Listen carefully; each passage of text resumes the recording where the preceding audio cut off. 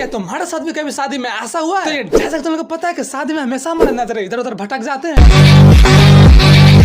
अरे मैडम मतलब कभी शादी में तो कभी खाने पर चले जाते हैं, और शादी में आने का हमारा बस एक ही मकसद होता है कि जल्दी जल्दी भटपेट दबा ले, तो जो बचा है वो भी खत्म हो जाता है। तो सबसे पहले हम लोग कॉफी से शुरुआत करते हैं, जहाँ पर एक नहीं दो नहीं तीन तीन कप पीते हैं हमें कहीं से चाउमीन का धमक आ जाने लगते हैं। फिर सारा चीज छोड़कर और उस जगह को खोजकर हम लोग उस लोकेशन पर पहुंच जाते हैं। लेकिन वहाँ पहुंचने के बाद हमारा किस्मत हमारे साथ एक गेम खेलता है कि चाउमीन को उसी समय खत्म कर दिखा देता है, और हमने जो शुरू में कहा था वो बिल्कुल सच हो जाता है। और फिर वहाँ से कुछ देर इंतजार करने के बाद फाइनली चाउमीन भी आ जाते हैं। तो सबसे पहले कटोरा लेकर सॉरी मैडम मतलब प्लेट लेकर हम चाउमीन भी खा लेते हैं। फिर चाउमीन खाने के बाद हमारा प्लान अब से मेन खाने की तरफ इशारा करता है, जहाँ पर इतनी लंबी लाइन देखकर हमारा भूख वहीं पर खत्म हो जाता है। लेकिन इस भूख के कारण हम भी इस लंबी लाइन का हिस्सा बन जाते हैं। लेकिन कहते हैं ना इतिहास दोबारा दोहराता है, और इस बार मेरा किस्मत पूरी के साथ साथ प्लेट को भी उड़ा देता है। और फिर वापस से कुछ देर इंतजार करने के बाद हम लोग फाइनली भटपेट खाना भी खा लेते हैं। और इस क्लिप के अनुसार आप सोच रहे हो कि हम लोग क्यों भाग रहे होते हैं, तो इसका आंसर आपको नेक्स्ट ब्लॉग में मिलेगा। तो इसके लिए तो सब्सक्राइब करना बनते हैं। तो सब लोग बोलो राधे कृष्ण।